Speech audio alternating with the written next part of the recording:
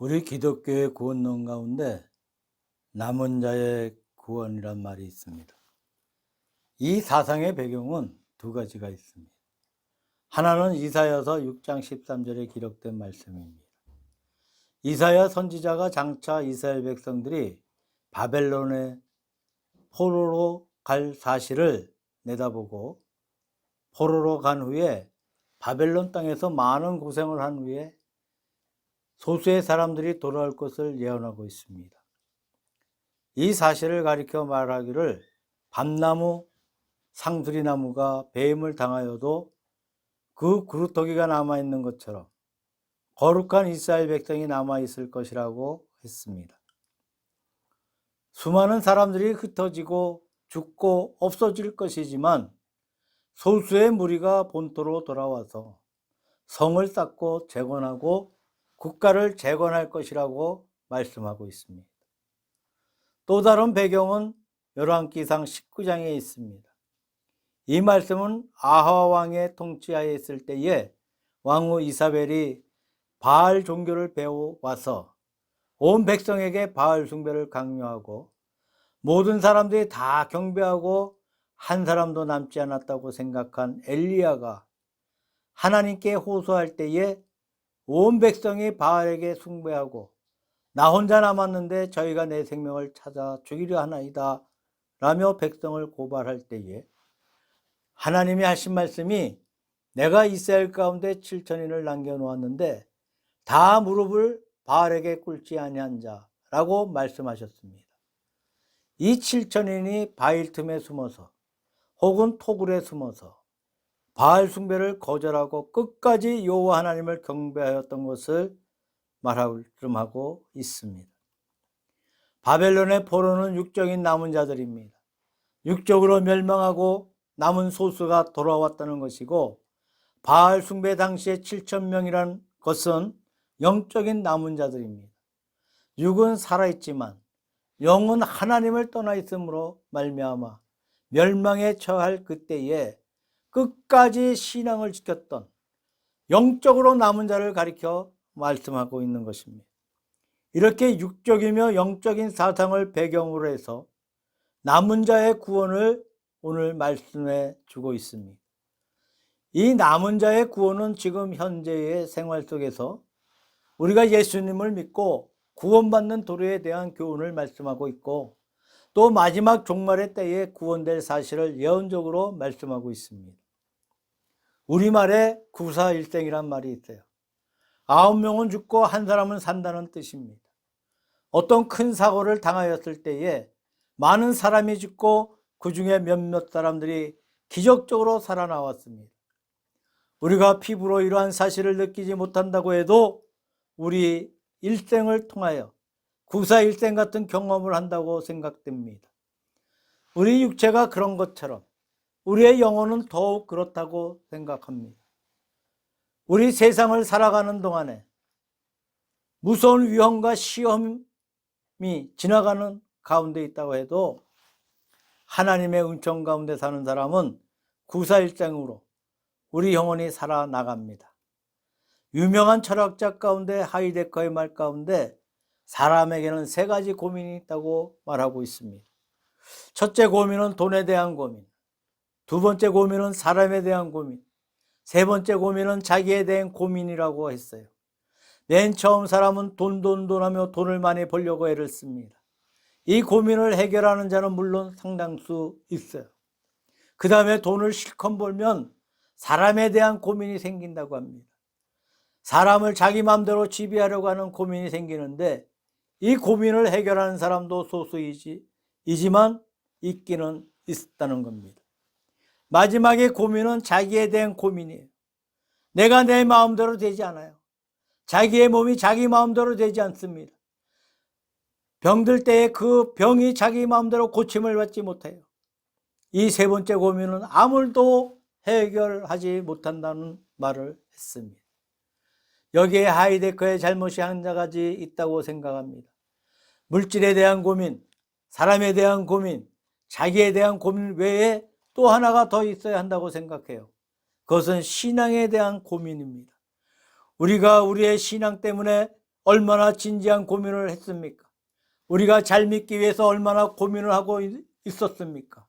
하는 네 번째 고민이 진실로 중심이 되고 고민이 될 수밖에 없는 것이고, 또 내가 생각하기에는 이 네 번째 고민은 반드시 해결해야 한다고 생각합니다. 우리가 영혼 구원의 문제를 위해서 고민을 할 때 반드시 그 문제는 해결이 된다고 믿습니다. 그 다음에 이 남은 자의 구원의 도리는 어떻게 구원을 달성할 수 있는 것인가 하는 방법을 가르쳐 주고 있습니다. 남은 자의 구원이란 소수의 구원이란 말입니다. 이스라엘의 역사에서 다윗 왕 때에는 그 장정수가 130만 명이 넘었다고 합니다. 그 숱한 사람들이 다 포로로 끌려갔습니다. 그 다음에 에스라와 느헤미야서를 보면 거기에 돌아온 사람들의 명단이 있습니다. 그러나 불과 수천 명이 돌아오는데 지나지 않았어요. 다 합해 보았자 몇만 명에 지나지 못합니다. 다수는 바벨론에서 멸망했거나 흩어졌거나 돌아오지 못하였습니다. 소수의 무리가 예루살렘에 돌아와서 조국을 재건한 것을 볼 수가 있습니다. 돌아온 사람이 소수였다는 것입니다. 아하 왕 때에도 그렇습니다. 7천 명의 수가 상당히 많습니다. 그러나 이스라엘 민족 전체에 비하면 소수에 지나지 않습니다. 마지막에 구원받는 소수는 아주 소수에 불과하다는 것입니다. 마태복음 7장 13절에 보니까 산산보험에서 말씀하시기를 좁은 문으로 들어가라.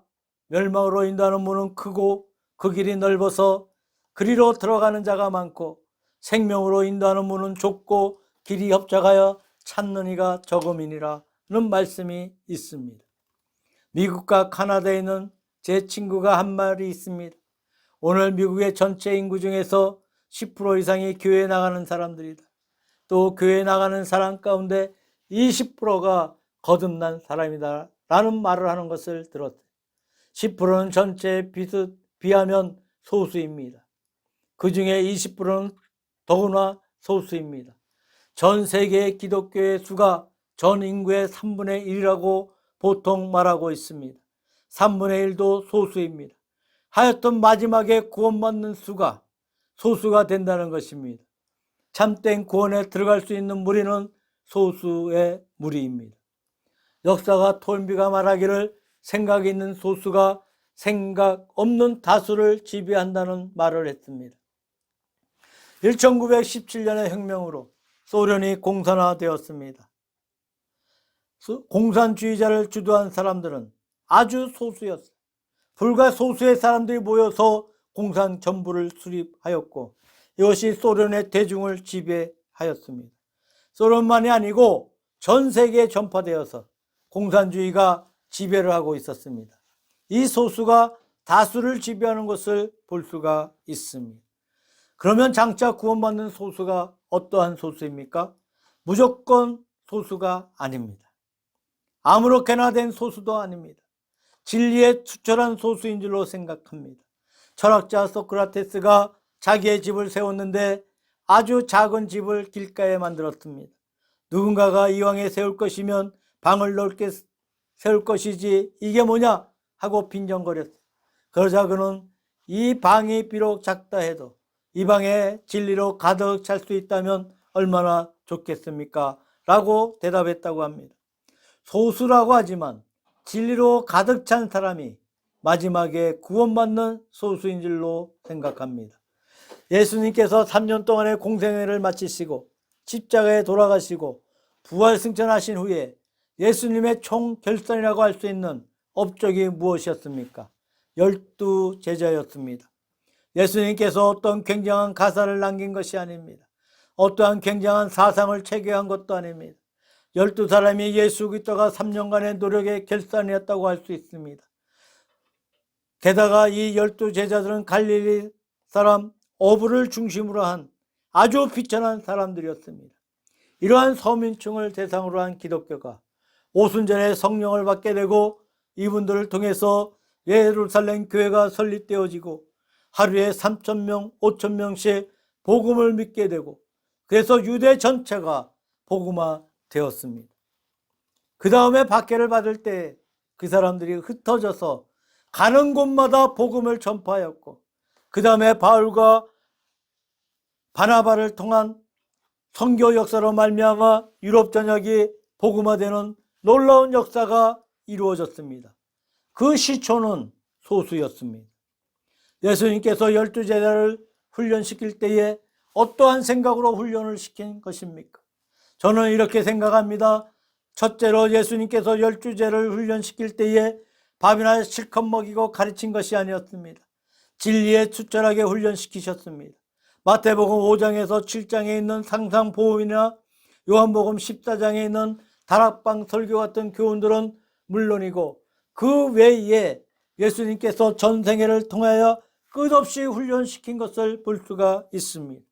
그리고 마지막에는 십자가의 도리와 부활의 사실을 계시해 주셨습니다.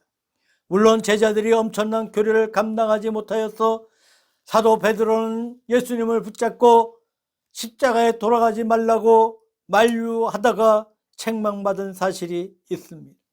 그러나 예수님의 제자들이 오순절에 성령 받고 진리에 투철하게 되었습니다. 목숨을 걸고 진리에 투철해지고, 그래서 예루살렘 교회가 설립되어지고 사방에 복음이 전파되어 나갔습니다. 두 번째 방법은 진리를 지키기 위해서 고난을 감수할 것을 말씀하고 있습니다. 누구든지 나를 쫓을 것 같으면 자기를 부인하고 자기 십자가를 지고 쫓을 것이니라. 나의 멍에를 메고 내게 배우라. 예수님께서 이렇게 모든 역경을 이기고 나갈 것을 말씀하셨습니다. 마태복음 10장에 보면 12제자 파송의 설교가 있습니다. 거기에는 이 마을에서 핍박하면 저 마을로 건너가서 사방으로 흩어져서 선교할 것을 말씀하고 있습니다. 셋째로 예수님께서 말씀하신 것은 복음 전파를 위해서 열심히 하라는 것이었습니다. 마태복음 28장 18절 이하에는 최후의 지상명령을 말씀하고 있습니다. 그러므로 너희는 가서 모든 족속으로 제자를 삼아 아버지와 아들과 성령의 이름으로 세례를 주고 내가 너에게 분부한 모든 것을 가르쳐 지키게 하라. 볼지어다 내가 세상 끝날까지 너희와 함께 있으리라고 하시면서 복음 전대 열심을 강조하셨습니다. 그래서 초대교회에서 예수님을 믿는다는 것은 전도자가 된다는 것이고, 전도자가 된다는 것은 순교자가 된다는 것이라고 그러한 말이 생겼습니다. 예수님을 전파하게 되면 그 순간부터 순교를 각오했다고 볼 수가 있습니다. 이렇게 진리에 투철하고 고난을 감수하고 선교에 열심히 있는 그런 소수들이 전 세계를 복음화하는 역사를 일으킨 사실을 볼 수가 있습니다. 그러므로 남은 자의 구원은 구원받은 자의 수가 소수라는 사상인 것입니다. 그 다음에 말씀드리고 싶은 것은 남은 자의 구원은 많은 환난을 받으나 승리를 이룬다는 사상인 줄로 믿습니다. 바벨론의 포로로 온 사람들은 얼마나 많은 고생을 많이 했겠습니까? 시편 가운데 바벨론 포로 생활 속에서 지은 시편이 많습니다. 바벨론 하숫가에서 눈물을 흘렸도다 하는 구절이 얼마나 많은지 모릅니다. 눈물로 씨를 뿌리는 자는 기쁨으로 거두리라는 말씀도 있습니다. 참으로 70년간의 고난 가운데 바벨론 포로 생활을 보냈습니다. 그 고난을 다 받은 사람들이 마지막에 승리의 계가를 부르면서 예루살렘에 돌아왔습니다. 또한 이세벨 치하에서 바알을 숭배할 때에 남은 7,000명이 얼마나 고생을 많이 했겠습니까? 정상적인 생활을 못하고 바알 틈에 혹은 굴속에서 혹은 산악에서 그 생명을 유지해 나가면서 여호와 신앙을 지켜나갔던 것을 볼 수가 있습니다. 그러나 바알 숭배자들이 다 멸망할 때에 이들이 소리를 높여 개가를 불렀던 사실을 볼 수가 있습니다. 우리가 큰 승리를 할 수 있는 것은 환난을 통하여 승리를 거둔다는 사실입니다. 요한계시록 7장에 보니까 하나님 나라에서 구원받는 성도들이 몸에 흰옷을 입고 손에 종려나무를 가지고 찬미를 부르고 있는 모습을 볼 수가 있습니다. 이들이 어디에서 왔습니까? 라고 사도 요한이 물을 때에 큰 환난에서 나오는 자들인데 어린 양의 뼈에 그 옷을 씻어 희게 하였느니라고 대답하는 말씀을 볼 수가 있습니다.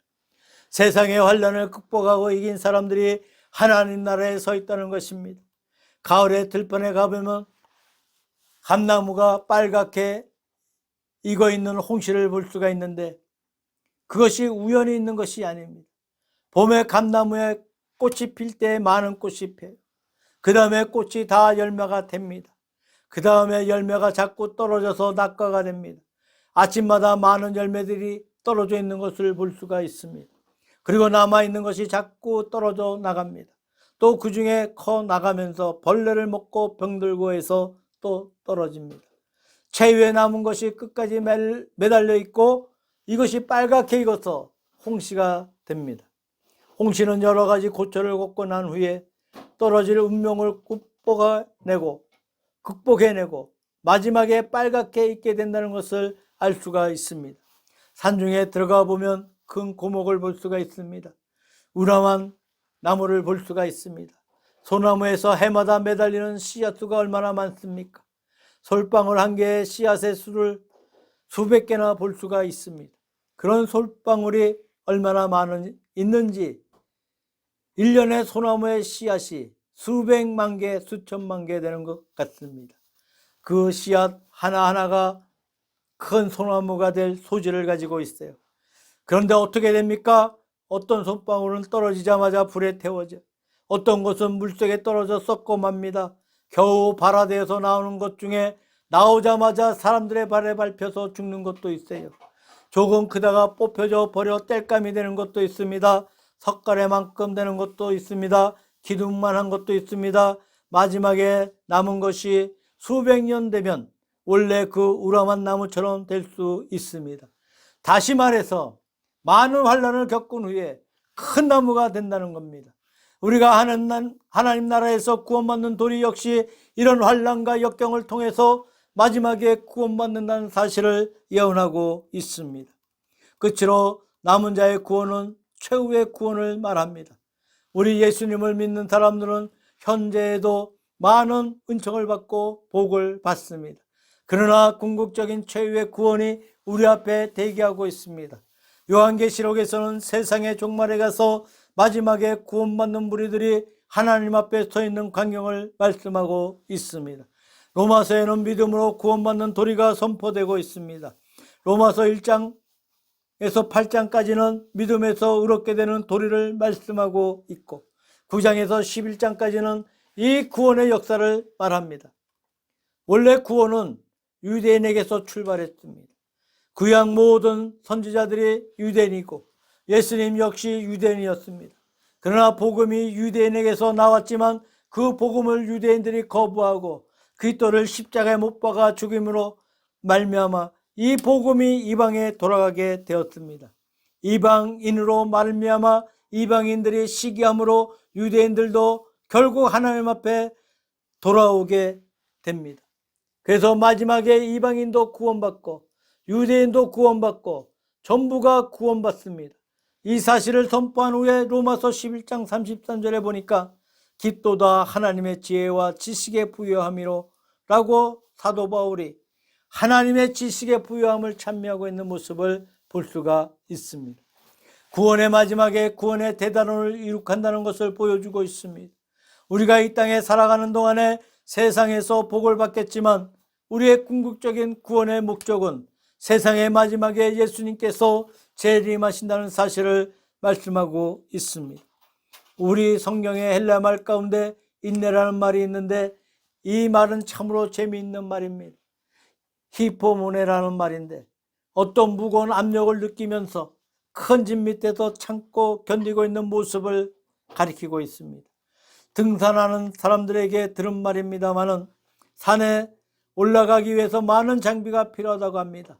그 장비를 등에 지고 올라가면 그 무거운 장비들이 등 위에서 무겁게 눌러줍니다. 그런 많은 짐을 지고 한 걸음씩 산에 올라가면 그것이 참으로 즐겁다고 합니다. 아무것도 가지지 않고 부채질하면서 올라가는 것에 비교할 수 없는 기쁨이 있다고 말합니다. 우리의 신앙생활은 이와 같이 무거운 압력 속에서 견디어 나가고 있는 것입니다. 구약 사무엘하 15장 18절에 보니까 다윗이 자기 아들 압살롬의 난을 피하여 갈 때에 가드에서 온 600명의 사람이 다윗 앞에 앞장서 간다는 말씀이 있습니다. 이 말은 참으로 감격스러운 말입니다.